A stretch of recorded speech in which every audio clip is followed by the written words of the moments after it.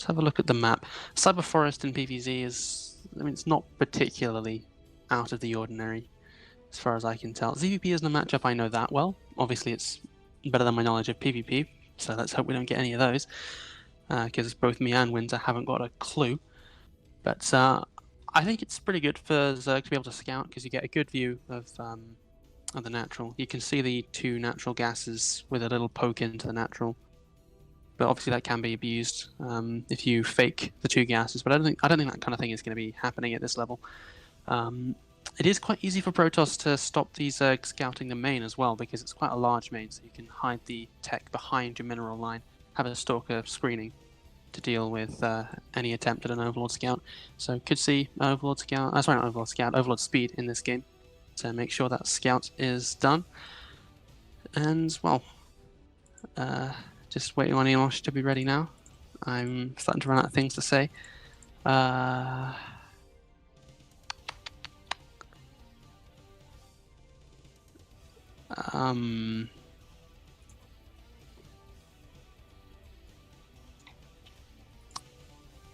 Shit. Right, sorry about that.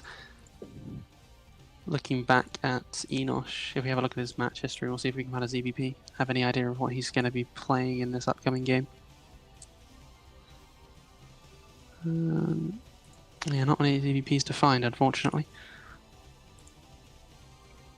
This is what I do a lot of times before an important game. I like creep someone's match history, try and figure out what they're up to. It's actually a really good strategy if you want to... Okay, finally we found a PvZ. And okay, so it looks like a double gateway. That's quite interesting actually, but to be fair, he was up against a 12 pool, so this isn't your bog standard build. Let's take a 12 pool into a Swarm Host Nidus. What is this, Haraku's ult? Yeah, looks like he did end up losing that one, but he's got another one here, where he opens seemingly more... No. Zerg opens quite normally. Never mind. Okay, I can stop prattling on about nothing.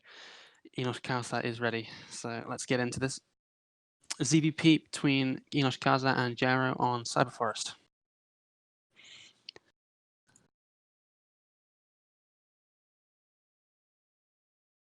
Yeah, if we have a look at the map here, you can see just how large the main is. Like, it's probably about 1.5 times the size of a usual main. Obviously, I couldn't say that exactly, but it's quite large. And also, I know it won't play much of a factor in this game, but the space between the natural ramp and the actual natural itself is quite short. Anyway, in the bottom right of Cyber Forest Ladder Edition, it is representing the art of war, the green Zerg player EnoshKarsa. And in the top left, representing Platinum Heroes, it is the teal Protoss Gyro.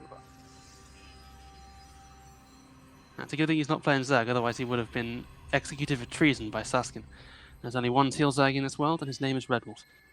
But fortunately for EnoshKarsa, he's playing teal, and fortunately for Gyro, he's playing Zerg. Sorry, he's playing Protoss. Definitely not playing Zerg. But yeah, gonna see a pretty normal opening from EnoshKarsa. Could potentially still go for some cheese because he's not sent a drone down to the natural yet. Okay, no, never mind. There it goes. And actually, a second probe coming down from Gyro, so that could be a 2-gate with this second probe to scout. No gas yet. Maybe he's going to go 2-gate before gas, but that's very uncommon. A second pylon and then a gas. Yeah, this is kind of where you see that Gyro is new, because he's not really got the builds down. He's not sure what order to put things down in. And yeah, it's going to be a 2-gate. So we'll be looking to put on some pressure against actually a late gas from EnoshKarsa, I think. It's later than usual at the very least. So the speed will be a bit delayed, but not too much to cause that many problems. Gonna do some probe harass, but actually lose the probe. That's really unfortunate, and potentially tilting, to be honest. I know I've been tilted by things like that. Okay, so it's gonna be a Zealot first, before the Cybercore can finish. This is the problem with Gyro, I think. He builds too many things before his Nexus. So he's about to have his second gateway finished. He's about to have his Cybercore finished. if he doesn't put down the Nexus soon, he will have a bit too much unit production to put down a natural at a good time. But it looks like he's going to go for it now. Perhaps not. A bit of indecision here. Come on, put it down. Yeah, there we go. Okay. So he's not making the mistake of getting it too late, which is always good to see. But at the same time, he's gone for this kind of pressure-based build with the 2 gateways, and he's not making anything out of them. So while it is a good thing he's got the Nexus down, it's also not great that he's got nothing on the way to do some pressure. And actually, the Stalker that he's building isn't going to be very useful at all. And as Winter has so exasperatedly tried to show me, there is a lair going down for EnoshKarsa at a very early time. So that could be a Nidus. In fact, almost certainly will be. Ling's going to cross the map, try and get some scouting done. The Overlord does see most of what's going on in the natural, so he might be a bit afraid to go up the ramp. I don't know. Queuing some orders to run into the main. Stalker's got to be careful. Especially that Salad has got to be careful too, because he'll get killed in an instant. Which we might be seeing here. Yeah, he's dead. So now, EnoshKarsa, if he runs into the natural instead of trying to fight this Stalker, which... Oh, actually, he's going to depower the gateways. That could be disastrous. Oh, he was only attack moved. Maybe... I'm not entirely sure what he was trying to do there, but didn't seem to work out for him too well. Roach Warren and 2 Evo Chambers going down behind this. Probes coming off the line to deal with the Zerglings. That should be fine. So this is actually going to be a Roach Nidus, which is a bit surprising, because there's no Queens on the way. Usually you get Queens when you go for a Roach Nidus, but I guess EnoshKarsa doesn't feel like it this time. Spores going down as well, despite nothing being scouted to make him think there's anything that requires spores to defend. I think EnoshKarsa is panicking slightly, because he can't see what Gyro's up to. Now, if he had full information, he'd know that there was nothing to worry about in the first place. But, you know, it's not uncommon to panic quite a bit. He's going to get these overseers now to be absolutely certain of what he's facing.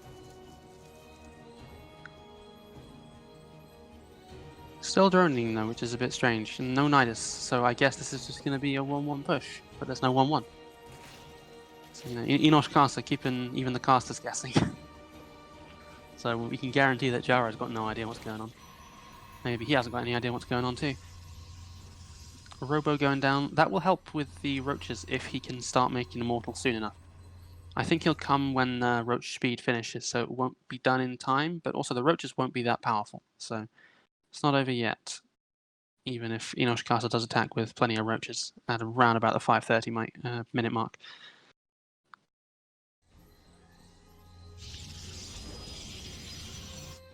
So yeah, not moving out, actually going for a third base, a really, really, really late third base. I guess it's not terrible, but when your third base is going down at the same time as the at the same time as the Protosses, it's never good. Never good at all. And he's not actually doing anything with all these Roaches he's made, so he could be quite a few drones ahead. Like, how many Roaches is that? 9 Roaches. That could be 9 drones, so he could be 12 workers ahead right now, and with probably a much earlier third base. But yeah, actually he's floating quite a bit. If we look at the current resources, 1,300 and 400 in the bank. Okay, there's a nice number of Roaches there. Has got supply blocked. Yeah. Anyway, Changeling going into the main. Gonna see Twilight Council researching something. Robo just having completed, and very importantly, 2 Forges on the way. So he knows that Gyro is definitely looking to play a longer game, not going to go for a timing attack just as this third base finishes. Though EnoshKarsa could be going for a timing attack now that he's seen those double Forges and knows that Gyro is going to be quite low on army for a while. Oh dear, dear. Sorry, it's very windy outside. Anyway, Roach is crossing the map, so yeah, he is going to go for the stack. I think he would have liked to have 1-1 with this, but it looks like he forgot it. That third base is very vulnerable, and with just a few charge slots, well, it is a nice number of charge slots, to be fair to him, but that's a lot of Roaches. If he can hold this third base, I think he'll be in a good spot. Even if he is a little bit behind on... Oh, he's not even going to try. Or maybe he just didn't react fast enough. Oh, that's the bad move command from EnoshKarsa. Now the Immortal comes in, there's more Zealots bringing up the rear. He might just hold, but it'll be a costly victory if he does. This hallucination will suck up a lot of damage, but maybe not enough. There's only a Stalker, an Immortal, and a Sentry left. Last Zealot falls. Just a few Roaches left. I think even if Gyro loses this fight, which he won't, as there are Zealots to reinforce, he wouldn't have taken much damage from that, as it would have just been a couple of Roaches left. Anyway, Spire going down in the meantime, and a Hydrodent, and also an Infestation Pit. So EnoshKarsa making sure he can get every single tech, as I'm sure he's heard that all three of Mutalisks, Hydralisks, and Infestors are overpowered from all the Protoss players in the world. So. A fourth base going to go down. I like that. I think he's not going for it too soon. Like, he's saturated his third base, which is always the right time to go for a fourth base. Because why get a fourth if you can't put any workers on it? You could just get an macro hatch instead. Anyway, here comes Gyro across the map with a handful of Zealots and an Immortal. I don't like this push. He hasn't got a Warp Prism, so he can't reinforce. And he's actually moved command. These Zealots are going to get a bunch of damage on them before they can start fighting. And the Immortal's moved commanding too, so that's going to waste so much DPS. It still hasn't started firing. And yep, doesn't even get a single shot off. And that is really, really bad for Gyro. EnoshKarsa has got almost double his supply now. There's a small Zealot counterattack in the third base, which actually EnoshKarsa isn't responding to, so that could get a lot of damage done. But at what cost? He's got some units crossing the map, and there's really nothing at home for Gyro to defend against it. Oh, there's the Warp Prism. You needed that a little bit sooner, my friend. And, well, it's only 5 Hydras. I mean, 5 Hydras in a mineral line can do a lot of damage, but what's it actually going to do? Just going to shoot a little bit at some gateways and then try and run away. Could have actually sniped the Warp Prism. Now the Roach is coming up to reinforce, and the Zealots are kind of derping around a little bit more. Yeah, he's going to kill the pylon there to stop more Warpins coming down. One last cycle comes down off those warp gates, so that's not the end of the world. If he can just push him away and start repowering these gateways, he could still win this game, but it's looking very unlikely at this point. He's got a good fight. A lot of the Roaches aren't firing, but there's just so many of them. Hydras in the back, Roaches in the front, as it should be. Immortal trying to run away, trying to micro for its life, but it's just hopeless at this point. No gateways to produce off of. Roach Hydra pushing up the ramp, and should GG any moment. I'm not entirely sure what to say at this point. Like, this is always a difficult part of games where it's over, but you can't.